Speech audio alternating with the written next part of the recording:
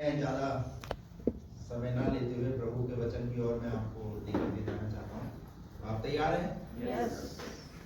आप मेरे साथ निकालिए पहला यूहन्ना उसका पहला अध्याय उसका 9वां पद। बीते रविवार मैंने यहाँ पर इस वचन को खत्म किया था इस आयत के साथ, और आज हम इसी जगह से आज हम इस वचन को शुरू करेंगे, पर विषय कुछ अलग होने वाला है। पहला यूहन्ना उसका पहला अध्याय उसका 9वां पद पढ़िए। यदि हम अपने पापों को मान लें तो वह हमारे पापों को क्षमा करने और हमें सब अधर्म से शुद्ध करने में विश्वास योग्य और धर्मी है।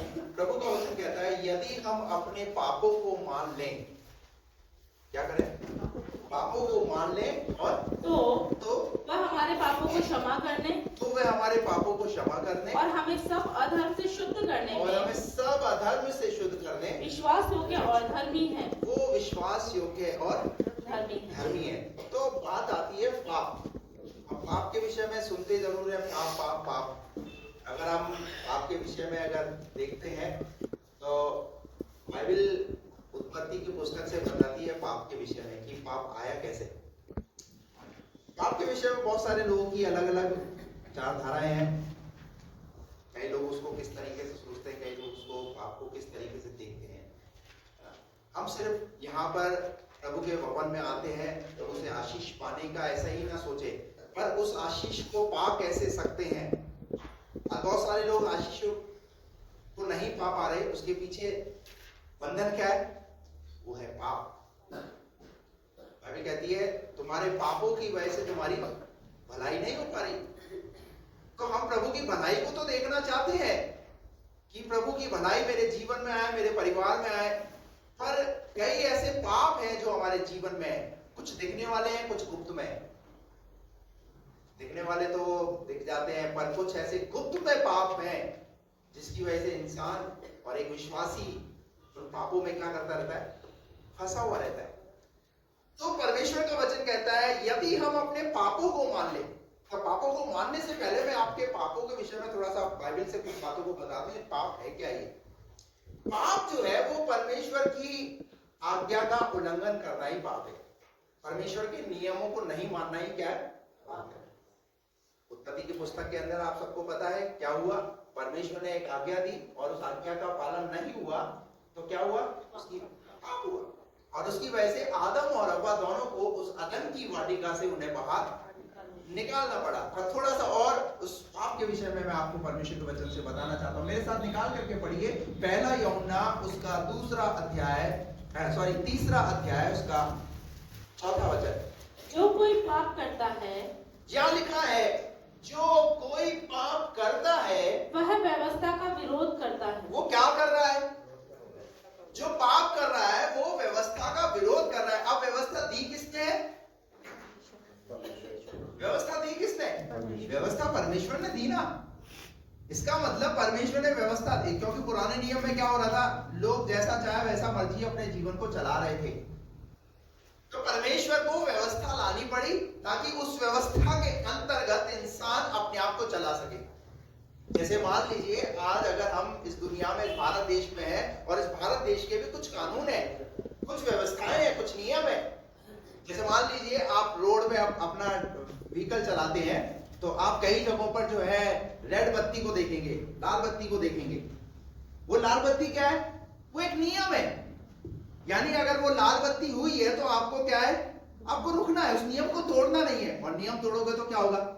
उसका खामियाजा भुगतना पड़ेगा। एक नियम है, आपको हेलमेट पहनना है तो आपको हेलमेट पहनना है।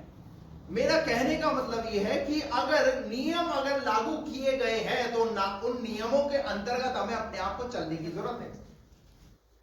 ऐसा ही कई ऐसे परिवार है जहां पर उन परिवारों के अंदर भी एक नियम होता है ही नहीं होता है? आपके परिवार में नियम है? क्या नियम होता है? सुबह इतने बजे उठना है, शाम को इतने बजे सोना है। बच्चा अगर रात को लेट आ रहा है तो बच्चे पर क्या करते हैं? हम गुस्सा करते हैं, इतने बजे नहीं आना, 10 बजे बाद 10 बजे तक घर में रहना है। यानी एक नियम है, उस नियम में हम अपने आप को ढालने का प्रयास करते हैं। लेकिन जब परमेश्वर के वचन की बात आती है कि परमेश्वर का वचन जब हमें नियमों में लेकर के चलना चाहता है तो हम परमेश्वर के नियमों में नहीं चलना चाहते। हम घर के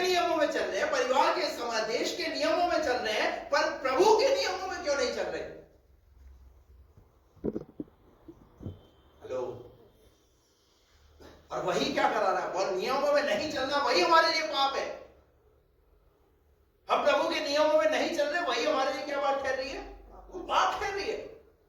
क्योंकि प्रभु का वचन कहता है जो कोई पाप करता है वह व्यवस्था का विरोध करता वो है। क्या कर रहा है, आप पाप कर रहे हो और व्यवस्था का विरोध कर रहे हो। इसका मतलब प्रभु हमें तेरे नियमों से कोई मतलब नहीं है, हमें तो हमारी जिंदगी जैसे जीनी है हम तो उस तरीके से जिंदगी जिएंगे, अपनी मर्जी से आएंगे, अपनी मर्जी से जाएंगे, अपनी मर्जी से सब कुछ करेंगे। क्या कर रहे हैं, क्या कर रहे हैं, हम कर रहे हैं विरोध। किसका, प्रभु की व्यवस्था का। यानी उसकी व्यवस्था के अंतर्गत हम अपने आप को लाना चाहते नहीं है, ढालना चाहते। क्या समझ आ रही है, आगे बढ़िए। और पाप तो व्यवस्था का विरोध है। क्या है पाप, अगर आप पाप कर रहे हैं तो क्या कर रहे हैं आप व्यवस्था का विरोध कर रहे हैं। और व्यवस्था दी किसने है, दी किसने है, यानी जिसने व्यवस्था दी है आप उसका विरोध कर रहे हैं। जिस पिता ने आपके घर के अंदर नियम बनाए आप उस पिता की बात नहीं मान रहे, तो इसका मतलब आप अपने पिता का विरोध कर रहे हैं।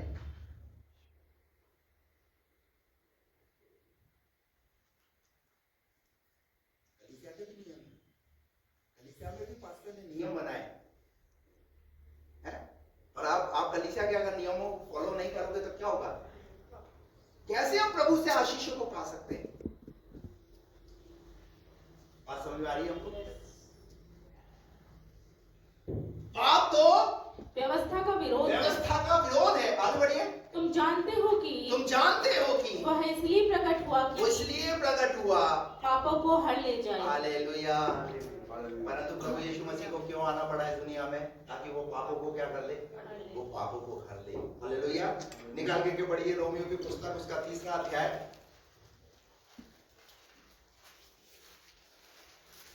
रोमियो की पुस्तक उसका 3रा अध्याय उसका 23 वचन। इसलिए कि सबने पाप किया है। हेलो, इसलिए कि सबने पाप किया है और परमेश्वर की महिमा से रहित और है। सब परमेश्वर की महिमा से रहित है। एक आदम के द्वारा पाप आया और वो पाप सब मनुष्यों में फैल गया, तो सबने क्या किया, अब पाप से छुटकारा पाने के लिए हमें क्या करना पड़ेगा, हमें प्रभु यीशु मसीह पर विश्वास करना पड़ेगा, हमें प्रभु की धार्मिकता को पूरा करना पड़ेगा। हालेलुया। इसलिए सबने पाप किया और सब परमेश्वर की महिमा से रहित है। प्रभु हमें अपनी महिमा से रहित देखना नहीं चाहता। अगर हमारा जीवन पापों में जीवन है तो हम प्रभु की महिमा से रहित है। रोमियो 6 का 23 भी पढ़िए। क्योंकि पाप की मजदूरी तो मृत्यु है, परंतु परमेश्वर का वरदान हमारे प्रभु यीशु मसीह में अनंत जीवन क्या है, अनंत जीवन है। Praise the Lord. हालेलुया। पाप की मजदूरी मृत्यु है और इंसान काय में जीवन जी रहा है, क्या कमा रहा है, बोलिए ना, क्या कमा रहा है। अब आप बोलेंगे पाप करने से मृत्यु आ जाती है क्या, आदम ने पाप किया, कहां मृत्यु आई। हेलो, लेकिन एक बात होती है, पता है, जब हम पाप करते हैं परमेश्वर की महिमा हमारे जीवन से चली जाती है। एक खालीपन अपने जीवन के अंदर, और उस आदम और हव्वा के पाप करने के द्वारा उनके जीवन में क्या आ गया, बड़ी खुशी आ गई। क्या आ गया, खालीपन। यानी जो परमेश्वर उनके साथ संगति करने के लिए आता था, अब वो परमेश्वर उनके साथ संगति करने नहीं आ रहा, क्योंकि उस परमेश्वर ने उन्हें उन अदन की वाटिका से उन्हें बाहर निकाल दिया। क्या आ गया उनके जीवन में आ गया दुख। जब आप प्रभु के साथ संगति करते हो ना, जब आप प्रभु के साथ समय बिताते हो, तो प्रभु आपको प्यार करता है, प्रभु आपकी चिंता करता है, और वो प्रभु ये चाहता है कि हम पापों में अपने जीवन को ना व्यतीत करें, क्योंकि हम पाप, बाइबल कहती है पाप की मजदूरी क्या है, मृत्यु। हम क्या कमा रहे हैं, वो परमेश्वर नहीं चाहता कि हम पाप की मजदूरी को प्राप्त करें, परंतु परमेश्वर का वरदान हमारे प्रभु यीशु मसीह में अनंत जीवन है। अनंत जीवन। रोमियो की पत्री उसका 7वां अध्याय उसका 7वां पद पढ़िए। क्या कहें? तो हम क्या कहें? क्या व्यवस्था पाप है? तो क्या व्यवस्था पाप है? कदापि नहीं। कदापि नहीं। वरन बिना व्यवस्था के बिना व्यवस्था के मैं पाप को नहीं पहचानता। हेलो, क्या आप बिना व्यवस्था के आप पाप को पहचान पाते? आज हम पाप को अच्छे से क्यों जान पा रहे हैं? इधर देखिए, आज हम पाप को अच्छे से क्यों जान पा रहे हैं कि ये पाप भी कुछ ऐसे, पाप आया क्यों, पाप है क्या, किसकी बदौलत जान पा रहे हैं? जो परमेश्वर ने व्यवस्था दी ना, उसकी बदौलत हम पाप को जान पा रहे हैं। तो रोमियो की पत्री का जो लेखक पौलुस है, वो यहाँ पर स्पष्ट शब्दों में कुछ बातों को क्लियर कर रहा है। और क्या कह रहा है वो? तो हम क्या कहें? क्या व्यवस्था पाप है? क्या व्यवस्था पाप है? कदापि नहीं। कदापि नहीं। वरन बिना व्यवस्था के मैं पाप को नहीं पहचानता। बिना व्यवस्था के मैं पाप को पहचानता ही नहीं। जब ये व्यवस्था मेरे हाथों में आई, जब व्यवस्था को मैंने पढ़ा, प्रभु के नियमों को जब मैंने पढ़ा, तब मुझे पता चला अरे ये क्या पाप है। इसलिए बहुत सारे लोगों ने जब प्रभु के पास आए, उन्होंने प्रभु के वचन को जाना, प्रभु के वचन को सीखा, उन्होंने शराब तुरंत छोड़ी। तुरंत कैसे छोड़ी? तुरंत एक्शन, एकदम एक्शन में। पर आज भी अभी बहुत सारे ऐसे लोग हैं, ऐसे व्यक्ति हैं, ऐसे परिवार हैं, जहां पर प्रभु की व्यवस्था को जानने के बाद भी अपने जीवन में निर्णय लेने के लिए तैयार हैं। तो क्या कर रहे हैं हम? यहां लिखा है, वरन बिना व्यवस्था के मैं पाप को नहीं पहचानता। व्यवस्था यदि ना कहती कि लालच मत कर, तो मैं लालच को न जानता। व्यवस्था ने क्या सिखाया? क्या सिखाया व्यवस्था ने? व्यवस्था किसके बारे में अवगत करा रही है? इसका मतलब लालच भी क्या है? लालच भी पाप। अभी इस बात को हम थोड़ा और अच्छे से जानने के लिए सुसमाचार में आएंगे। मत्ती रची सुसमाचार, उसका 15वां अध्याय और उसका 19वां पद निकाल के पढ़िए।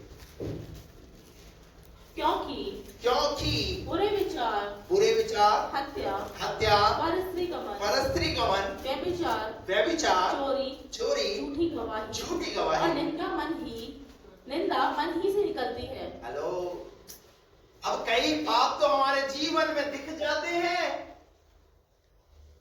पर कई ऐसे पाप हैं जो हमारे अंदर ही अंदर चल रहे हैं। उनकी बात कर रहा है प्रभु यीशु मसीह। बाहरी पापों के विषय में तो व्यवस्था बता रही है, और वहां हमने देखा कि कैसे परमेश्वर बता रहा है।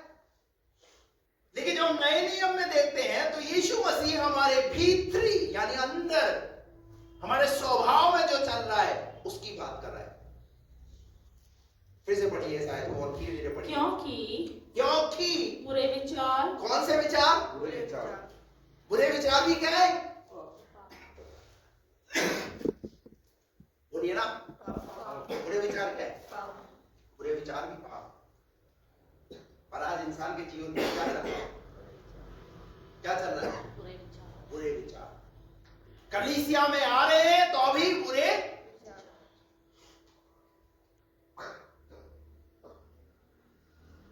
विचार। और आगे हत्या। और क्या चीज है?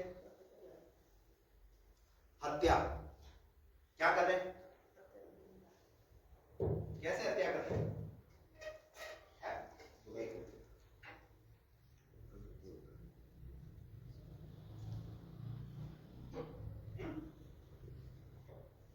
हत्या।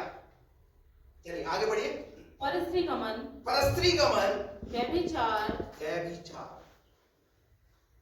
व्यभिचार भी क्या है? अभी इस व्यभिचार के विषय में यीशु मसीह ने क्या बोला? किसी स्त्री पर भी कुदृष्टि डालना,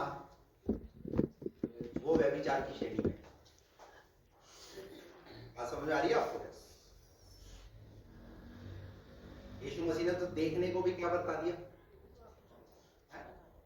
मान लीजिए एक व्यक्ति जा रहा है गाड़ी से, और कोई महिला वहां से निकली, यूं देखा, फिर एक बार और,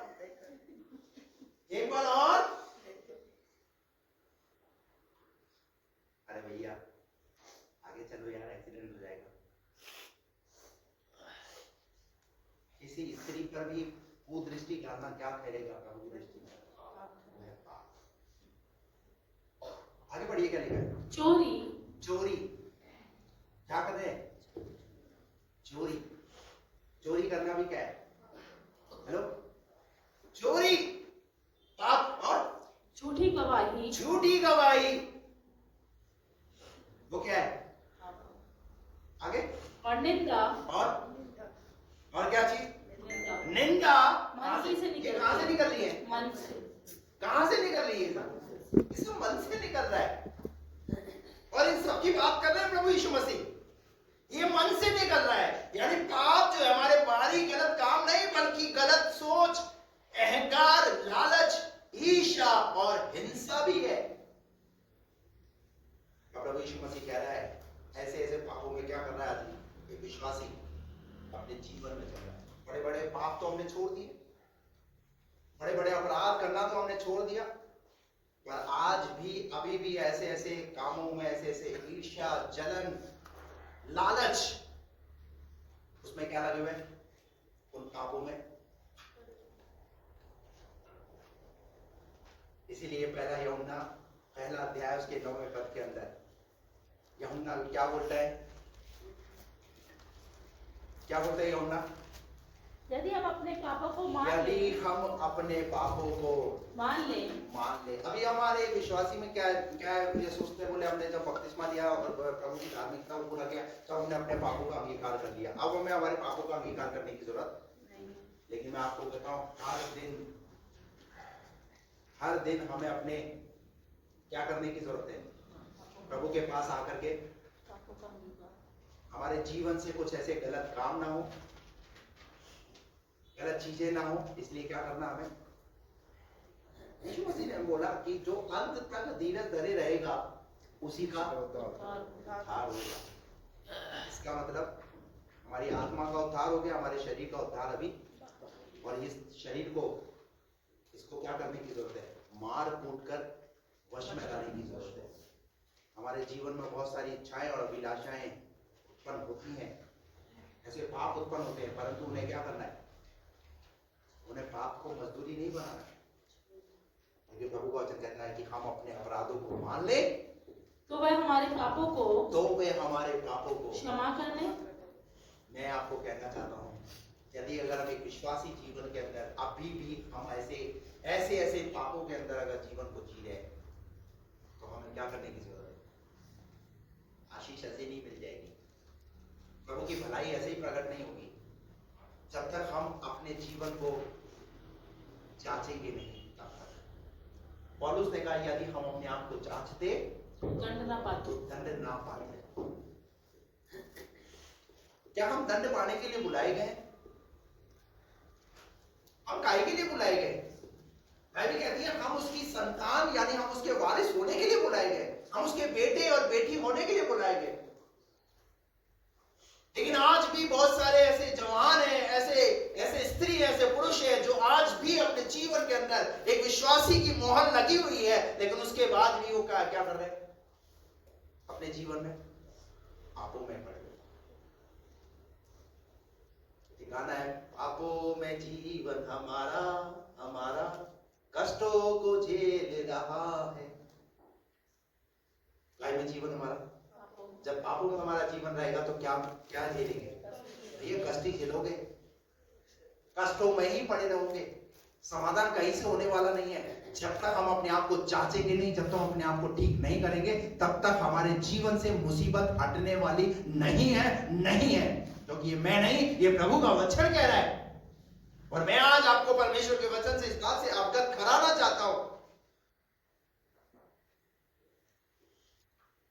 हालेलुया। मैं उस डॉक्टर के समान नहीं, अगर पस भरा हुआ है और बोल दिया ठीक है, ऊपर से ड्रेसिंग कर दिया, चलो भैया ठीक है जाओ, मुझे तो पैसे दे दो बस। परंतु सही डॉक्टर कौन होता है पता है? सही डॉक्टर कौन होता है? वो क्या करेगा? उसमें चीरा लगाएगा और क्या करेगा? उसमें से पस को निकालेगा। हालेलुया। इसलिए बहुत सारे लोग आते हैं और बहुत सारे लोग चले जाते हैं। क्यों चले जाते हैं पता है? क्योंकि ये डॉक्टर कैसा बोलता है? ये डॉक्टर दर्द देता है, बोलता बहुत है डॉक्टर, ये दबा के पास निकालता। Praise the Lord. और मैं आपको बताऊं, ठीक भी तभी होगा। हालेलुया। और कई लोग क्या चाहते हैं, हमें ऊपर ही ऊपर से लीपा पोती। परमेश्वर क्या चाहता है? निकाल करके पढ़िए नीति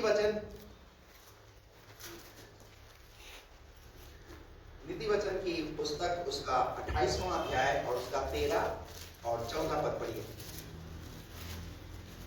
जो अपने अपराध छिपा रखता है, सुनिए क्या लिखा है, जो अपने अपराध छिपा रखता है उसका कार्य सफल नहीं होता। ध्यान रखना, अगर आप छिपा रहे हैं तो आपके काम सफल नहीं होंगे, क्योंकि मैं नहीं कह रहा, ये प्रभु का वचन कह रहा है। क्या करते हैं हम अपने अपराधों को? हम अपने अपराधों को छिपाते हैं, हम अपनी गलतियों को छिपाते हैं। प्रभु कहता है फिर तुम्हारे काम सफल होने वाले नहीं है, क्योंकि पहला यूहन्ना 1:9 में हमने क्या पढ़ा? जो अपने अपराधों को मान ले, जो मान लेता है, जो छोड़ देता है, उस पर दूसरा इतिहास 7:14 में प्रभु का वचन कहता है, यानी मेरी प्रजा के लोग जो मेरे कहलाते हैं, दीन होकर, नम्र होकर, मेरे दर्शन के खोजी होना चाहते हैं ना, तो क्या करें? वो अपने अपने पापों को मान लें, वो मन फिराए। हालेलुया। सबसे पहला काम ही हमने नहीं किया। हेलो, सबसे पहला काम क्या है? जब यीशु मसीह ने जब प्रचार किया तो क्या प्रचार किया? मन फिराओ क्योंकि स्वर्ग का राज्य। चेलों ने क्या प्रचार किया? मन फिराओ क्योंकि स्वर्ग का राज्य। अरे भैया, पहला प्रचार ही यही है, और पहले प्रचार पर ही हमने क्या करा? उसको लांग करके हम आगे बढ़ गए। हम सिर्फ बस आशीष और आशीष देखना चाहते हैं, बस आशीष मुझे मिल जाए।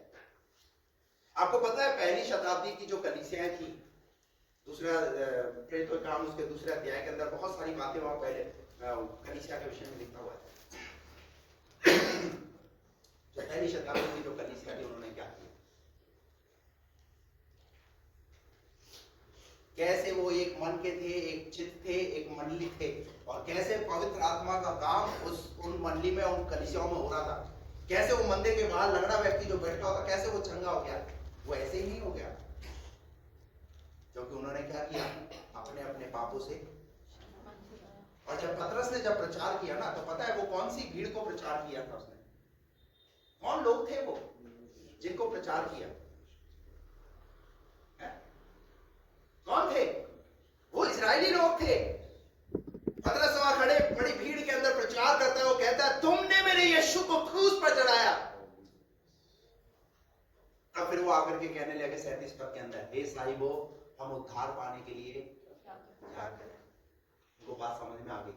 हाँ, उस क्रूस के नीचे मैं ही खड़ा होता, क्योंकि वो कह रहा था, हमने उसकी बात नहीं मानी, हमने उसकी बात नहीं सुनी। लेकिन खुदा का शुक्र है कि उनके पास एक ऐसा पास्टर था, उनके पास एक ऐसा अगुवा था, और उन्होंने उस अगुवे की बात को माना। आज यहाँ पादरी तो हर संडे जो है वचन को इतना सिखाता है, इतना समझाता है, लेकिन उसके बाद भी हम प्लस से बस नहीं होते। हम वही करेंगे जो हमने ठान के रखा हुआ है, पाप की मजदूरी। मैं आपको बता रहा हूं, मैं आपको सुनिए, ध्यान से सुनिए।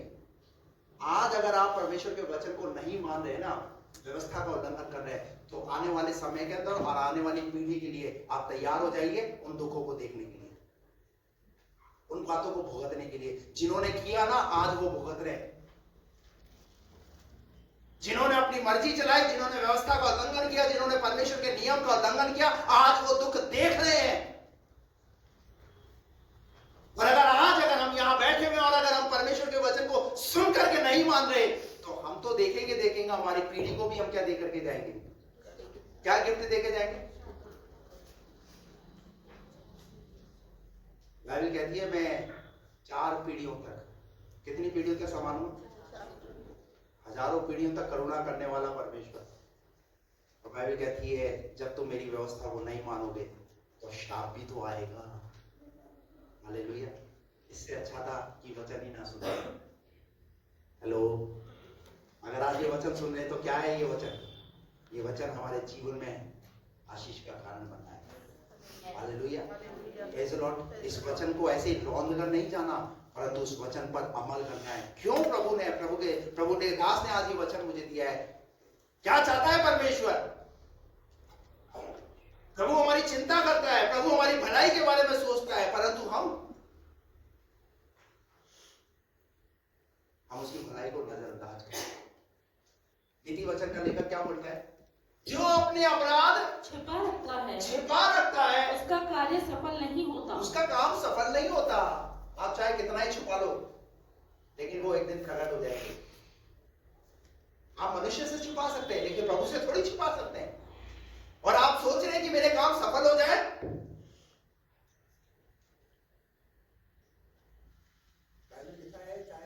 आ जाए, चाहे यिर्मयाह आ जाए, चाहे यजकेल आ जाए, कोई भी आ जाए, मैं उनकी प्रार्थना को नहीं सुनूंगा। पता है क्यों नहीं सुनूंगा? क्योंकि उन्होंने मेरी नहीं सुनी। हेलो, इसका मतलब पास्टर की प्रार्थना को प्रभु क्या करेगा? बोलिए ना।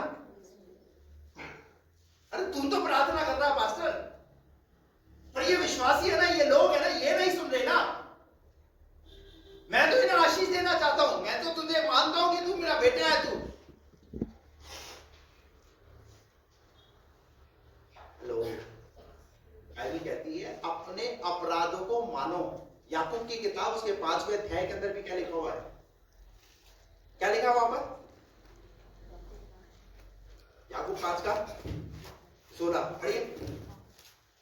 याकूब 5:16। इसीलिए तुम आपस में एक दूसरे के सामने अपने अपने पापों को मान लो। क्या कर दो? बोलिए ना। अपने अपने पापों को मान लो। क्या हम मानते हैं क्या? हम तो मन की बात सीना चौड़ा करके मुझे मेरी गलती बताने की जरूरत है, मुझे समझाने की जरूरत है। हम तो सीना चौड़ा करके हम क्या कर रहे हैं? क्या हासिल करेंगे हम? मान लो ना, अगर वचन आया है तो मान लो। आज नहीं, मैं आज अपने पापों को छोड़ूंगा, मैं अपनी गलतियों को छोड़ूंगा, क्योंकि मुझे प्रभु से आशीष पानी है। मुझे मेरा जीवन तो बीत गया ऐसे, लेकिन मैं अपने बच्चों के लिए तो आशीष करना चाहता हूं। अब्राहम के लिए क्यों गवाही दी जाती है? इसहाक के लिए क्यों गवाही दी जाती है? क्योंकि उन्होंने प्रभु की मानी।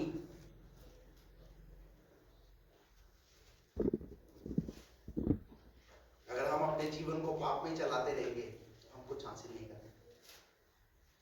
अगर हमारे जीवन में लालच काम कर रहा है, लालच को निकालो। चोरी काम कर रही है, झूठ काम कर रहा है, निकालो, क्योंकि ये पाप की श्रेणी में आता है।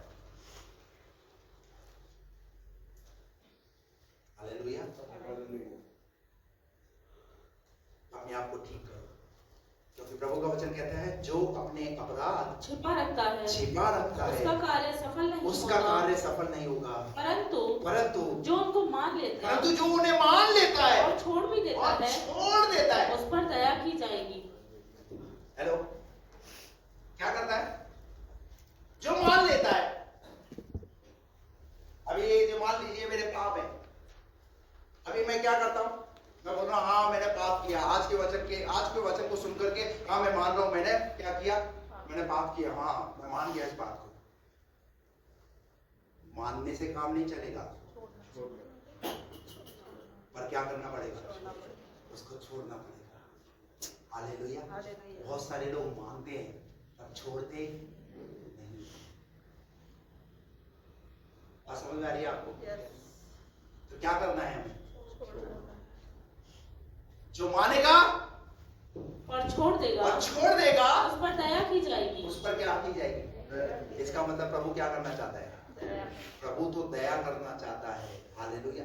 पर हमारी प्रॉब्लम क्या है पता है? हमारी प्रॉब्लम ये, हम आयत को यूं शुरू करते हैं। हम आयत के कैसे शुरू करते हैं? प्रभु तू मुझ पर दया कर, तब मैं बोलता है वो ज्यादा होशियार मत बन। ये होशियारी मेरे साथ नहीं चलेगी, ये चालाकी मेरे साथ नहीं चलेगी। Praise the Lord. परमेश्वर का एक सिद्धांत है, और परमेश्वर अपने सिद्धांत को नहीं बदलता। आपको अपने सिद्धांत बदलने पड़ेंगे। नहीं तो अपनी जिंदगी को जैसे चला रहे हो वैसे चलाते रहो और अपने परिवार को फिर मुसीबत में देखना और कुछ हासिल नहीं करोगे।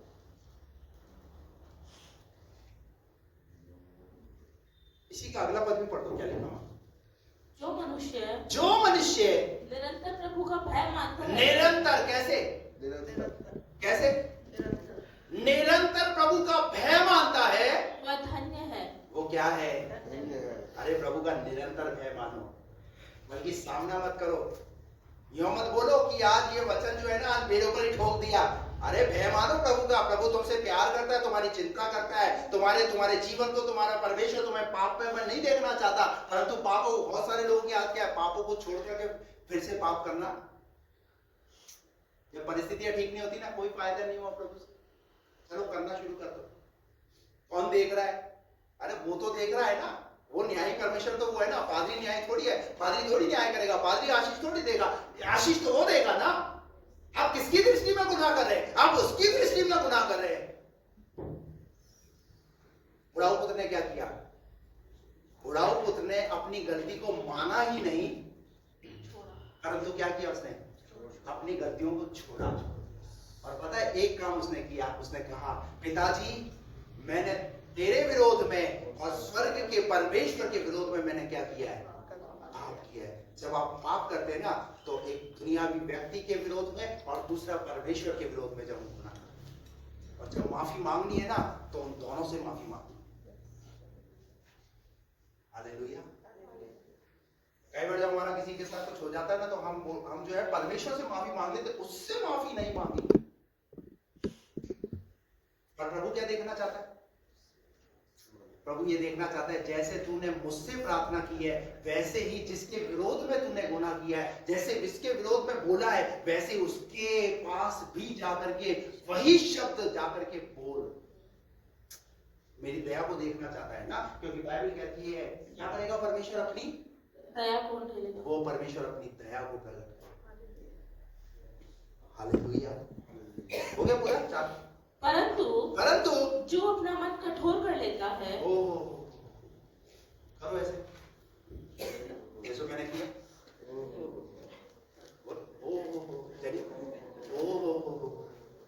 क्या कर देता है?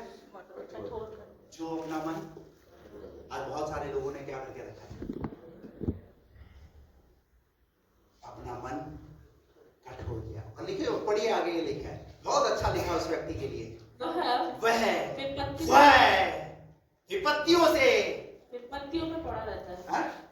मैं तो सोचा ये आएगा कि विपत्ति से क्या हो जाएगा, वो आजाद हो जाएगा, और क्या लिखा वहां? और विपत्तियों में पड़ता है, वो कार्य में पड़ता है। जो अपना मन कठोर कर लेता है। आपको पता है इस्राएली क्यों नाश हो गए? इब्रानियों का लेखक उनके विषय में बहुत अच्छे से बयान करता है, इब्रानी क्यों नाश हो गए इस्राएली लोग। बाइबल कहती है उन्होंने अपने मन को कठोर किया। इसका मतलब कठोरता क्या लाती है?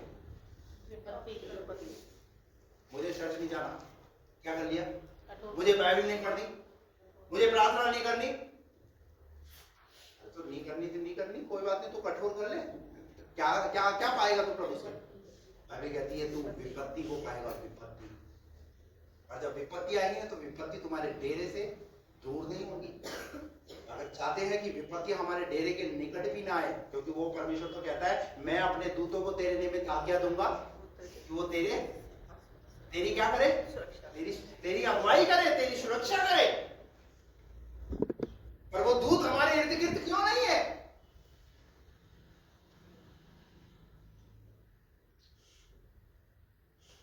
Praise the Lord. हो गया? जो अपने मन को कठोर कर लेता है, विपत्ति में पड़ता है, वो विपत्ति में पड़ता है। Hallelujah, praise the Lord. कुछ उदाहरण परमेश्वर के वचन से, भजन संहिता 51। ये क्या है पता है? ये क्या है भजन 51? ये है दाऊद का पश्चाताप। किसका पश्चाताप? दाऊद कौन है? राजा, परमेश्वर का जन। दाऊद भजन 51 के अंदर कहता है हे परमेश्वर अपनी करुणा के अनुसार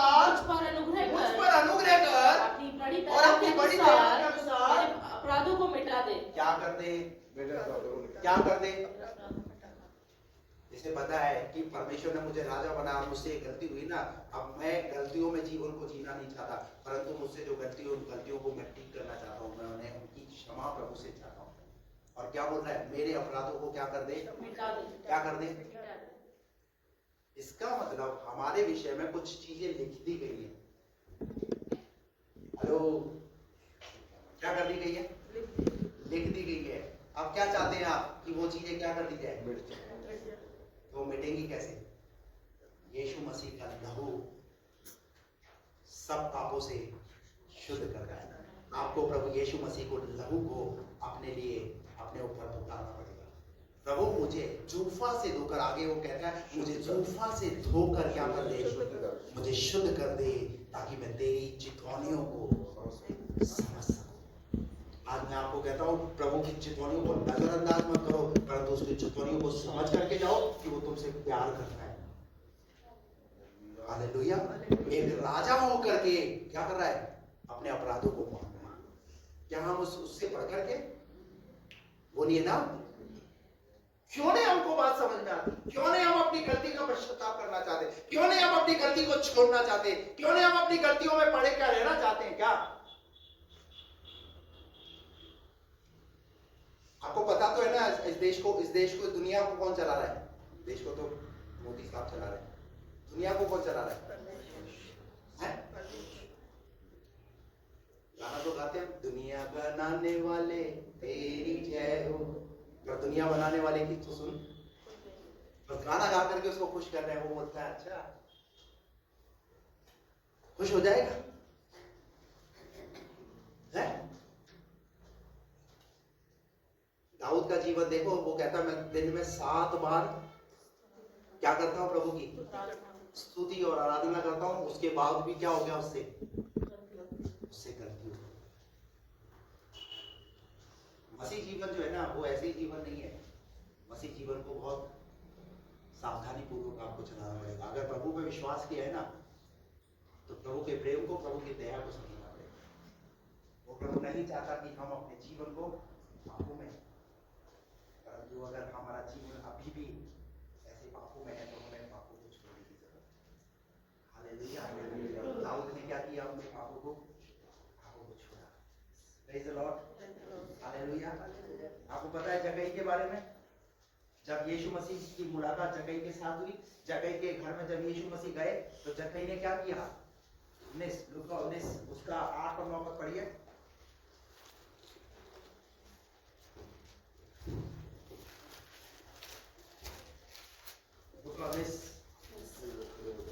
जक्कई ने खड़े होकर प्रभु से कहा, जक्कई ने खड़े होकर प्रभु से कहा, हे प्रभु, चलो निकलो यहाँ से, मुझे मेरे पाप जताने की जरूरत नहीं है, मुझे मेरी गलती बताने की जरूरत नहीं है। हेलो, बोलिए ना। अरे उसको ये बात समझ में आ गई, उद्धार करता मेरे करीब है, मेरे पास खड़ा हुआ है। हालेलुया। जक्कई ने खड़े होकर कहा, हे प्रभु, देख मैं अपनी आधी संपत्ति। ये क्या है? ये चीज क्या है? बोलिए ना।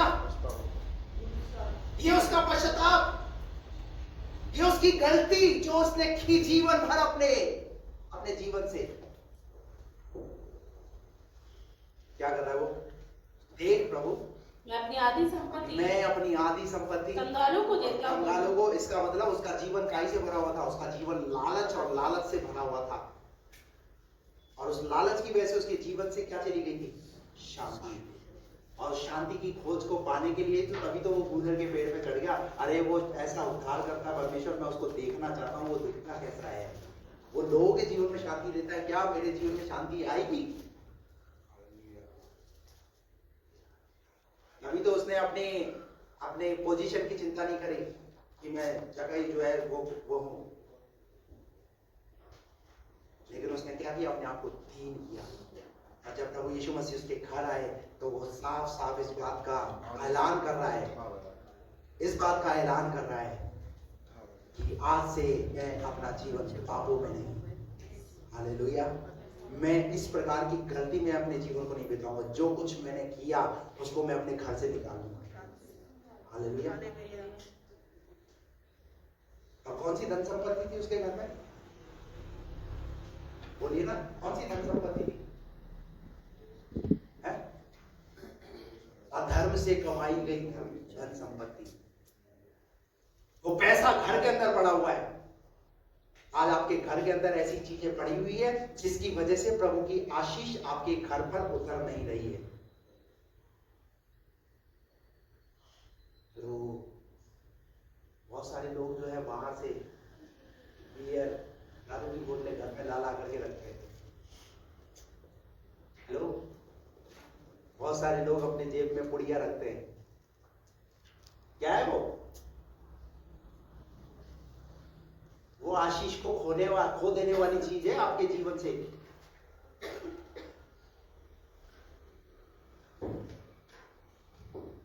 जगह बोला, मैं अपनी आधी संपत्ति कंगालों को देता हूँ और यदि किसी का कुछ भी अन्याय करके ले लिया तो उसे चौगुना फेर देता हूँ। जगह ने अपनी गलती मानी। इसका मतलब पूरा की पूरा जो धन उसने इकट्ठा किया था, उस पूरे धन को क्या कर दिया? इसका मतलब अधर्म से कमाया गया धन भी, किसी को धोखा देकर भी अगर आपने पैसा कमाया है तो वो धन आशीष नहीं लाएगा, वो दुखी लेकर के आएगा। हेलो, बात समझ में आ रही है? झूठ के कमाए द्वारा धन। जगह जानता होगा इस बात को, अपने जीवन में उसने महसूस किया होगा कि उसकी जिंदगी कैसी चल रही होगी, उसका जीवन कैसा बीत रहा होगा। एक खुदा का शुक्र है, एक समय उसकी जिंदगी में ऐसा आया कि उसने अपने पाप के अंगीकार को किया। Praise the Lord. मैं आपको कहना चाहता हूं, यदि हम अपने पापों को मान लें, अपनी गलतियों को मान लें, हो सकता है आप में से बहुत सारे ऐसे लोग हैं जो गलतियां नहीं करते, लेकिन आगे गलती हो जाए, इसलिए प्रभु आज चाहता है कि हम अपने जीवन में अपनी गलतियों को मान लें। Praise the Lord. बचे ऐसी चीजों को करने के लिए। और पता है उसके बाद क्या हुआ? जगह ने जब इस चीज का ऐलान किया तो प्रभु ने भी उसके घर में एक बात का ऐलान किया। क्या सुनना चाहते हैं? क्या बोला प्रभु यीशु मसीह ने उसके लिए? आज इस घर में, हालेलुया, प्रेज़ द लॉर्ड। आपके घर में उद्धार कब आएगा? आपके घर में शांति कब आएगी? आपके घर में उन्नति कब आएगी? पैसा होने से उद्धार नहीं होता, पैसा होने से सब कुछ नहीं है। जगह ने तो उस पैसे को निकाल करके तब उद्धार को महसूस किया, तब चैन की जिंदगी को महसूस किया, तब आराम की जिंदगी को महसूस किया। Praise the Lord. जितना गलत पैसा था सब उसने घर से निकाल दिया, चाहे मुझे भूखा रहना पड़े, चाहे मुझे, लेकिन मैं अपनी औलादों के लिए, अपने परिवार के लिए मैं श्राप नहीं दूंगा। Praise the Lord, hallelujah. एक और बात, जब अन्य जातियों में भी, यानी जो प्रभु का नहीं है, और वहां जाकर भी अगर हम विवाह करते हैं, सुनिए, वो भी क्या है प्रभु की दृष्टि में? वो भी गुनाह है। आयत मुझे याद आ रही है, एजरा नबी की पुस्तक,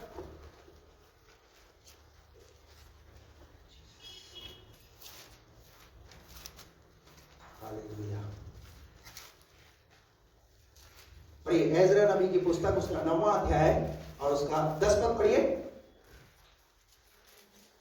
अब हे हमारे परमेश्वर, इसके बाद हम क्या कहें? यही कि हमने तेरी आज्ञाओं को तोड़ दिया है। क्या किया हमने तेरी आज्ञाओं को तोड़ दिया, जो तूने यह कहकर अपने दास नबियों के द्वारा दी। हाँ, जिस देश के अधिकारी होने को तुम जाने पर हो, वह तो देश के लोगों की अशुद्धता के कारण, हाँ, और उनके घिनौने कामों के कारण अशुद्ध देश है। हाँ, उन्होंने उसे एक सीमा से दूसरी सीमा तक, हाँ, अपनी अशुद्धता से भर दिया है। क्या कर दिया? अशुद्धता से भर दिया। और इसलिए अब तू न तो, सावधान रहना, इसलिए अब तू ना तो अपनी बेटियां उनके बेटों को ब्याह देना। हेलो, जो लोग खुदा की आज्ञा को मानते ही नहीं, जिनका परमेश्वर के साथ कोई मेल झोल नहीं है, तालमेल नहीं है, परमेश्वर साफ साफ बोल रहा है उनके विषय में, ना तो तू अपनी बेटियों को उनके बेटों से ब्याह देना और ना उनकी बेटियों से अपने बेटों को ब्याहना नहीं। जो आज्ञा ही नहीं मानते। बाइबल कहती है धार्मिकता का धर्म का क्या मेलजोल। इसलिए आप अपने बच्चों को इसी बात को पहले से ही बता दो, बेटा शादी तो मसीह परिवार में ही करेंगे, मसीह धर्म में ही करेंगे। बहुत सारे ऐसे हैं जिनका बपतिस्मा हो गया पर शादी अपने हिसाब से और उसी रीति रिवाज से। क्या पाओगे भाई? क्योंकि ये मैं नहीं कह रहा, ये प्रभु का वचन कह रहा है। हेलो, बात समझ में आ रही है? अभी सुनिए आगे क्या लिखा है इसी आयत में।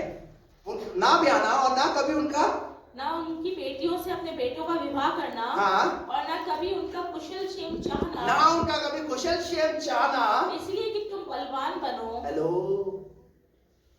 इस पर अंडरलाइन कर लो, बलवान बनो पर अंडरलाइन कर लो। बाइबल कहती है इफिसियों की पत्री 6 अध्याय के अंदर, निदान प्रभु में और उसकी शक्ति के प्रभाव में बलवान बनो। इसका मतलब जब आप प्रभु में बलवंत बनेंगे ना, आपके बच्चे जब प्रभु में बलवंत बनेंगे तो किसी अन्य जाति लड़के की तरफ नहीं देखेंगी और लड़की लड़के की तरफ और लड़का लड़की की तरफ नहीं देखेगा। नहीं तो फिर कल को ला करके खड़ा कर देगा, मम्मी ये आपकी बहू है। और लड़की बोल देगी, मम्मी मैं तो इसी से शादी, अरे बेटे कब हो गया? मम्मी वो इंस्टा पे। इस पर इंस्टा से सेटिंग हो गई। ये आज इंस्टा जो है ना, इंस्टा बर्बाद देगी भैया आज बहुतों की जिंदगी में।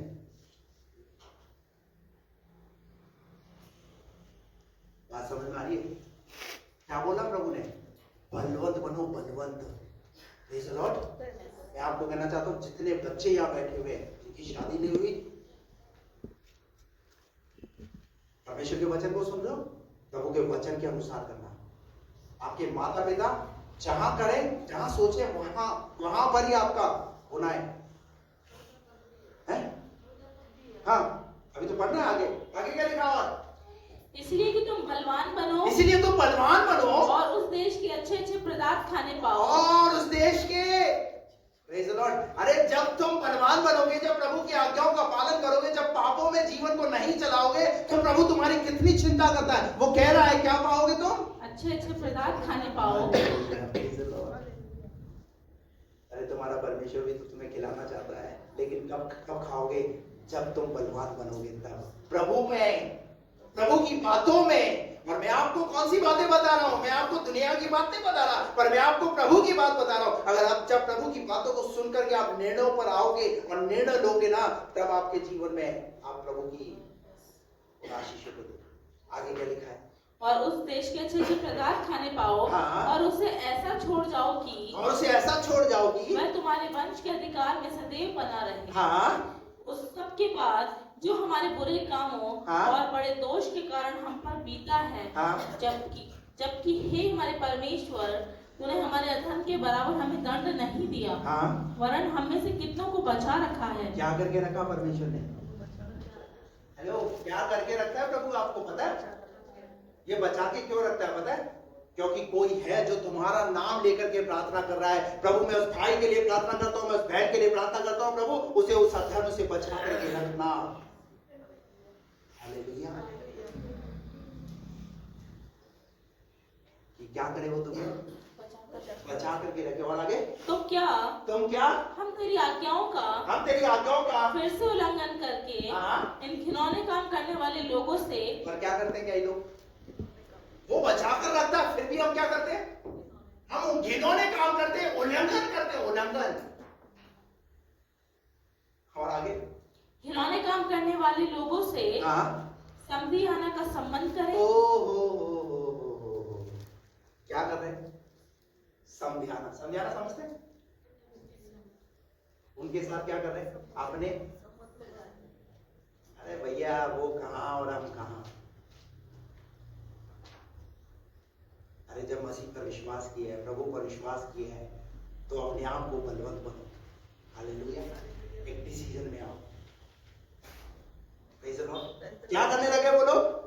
समझाना करने लगे। और क्या तू हम पर यहाँ तक कोप ना करेगा हाँ, जिससे हम मिट जाएं, जिससे हम मिट जाए और ना तो कोई बचे और ना कोई रह जाए। और आगे हे इस्राएल के परमेश्वर यहोवा, तो धर्मी है, हाँ, हम बचकर मुक्त हुए हैं, हाँ, जैसे कि आज वर्तमान है। देख, हम तेरे सामने दोषी हैं, इस कारण कोई तेरे सामने खड़ा नहीं रह सकता। और मान लीजिए कि मैं प्रभु कहीं ना कहीं किसी ना किसी बात में मैं दोषी हूं, कुछ ना कुछ ऐसी चीज है प्रभु जिसकी वजह से प्रभु आज मैं अपने अपराधों को मान लेता हूं। दाऊद ने साफ साफ मान लिया, और बाइबल में बकायदा भजन 51, 52 और 53 आप पढ़िए। दाऊद की वहां प्रार्थना है, आपको पता चलेगा उसका अंगीकार। क्या हम अंगीकार करके क्या हम छोटे जाएंगे? बोली ना, हम अपनी गलती मान के छोटे जाएंगे। बल्कि मैं आपको बताऊं क्या है, हम परमेश्वर की दृष्टि में और मेरे बेटे ने, मेरी बेटी ने, आपको पता है उड़ाऊ पुत्र जब लौट करके बाप के पास आया, क्या हुआ पता है? पता है क्या हुआ? पता है उसका कद बढ़ गया। कद कैसे बढ़ गया पता है? ये लौट कर आया, क्या क्या दिया पिता ने उसे?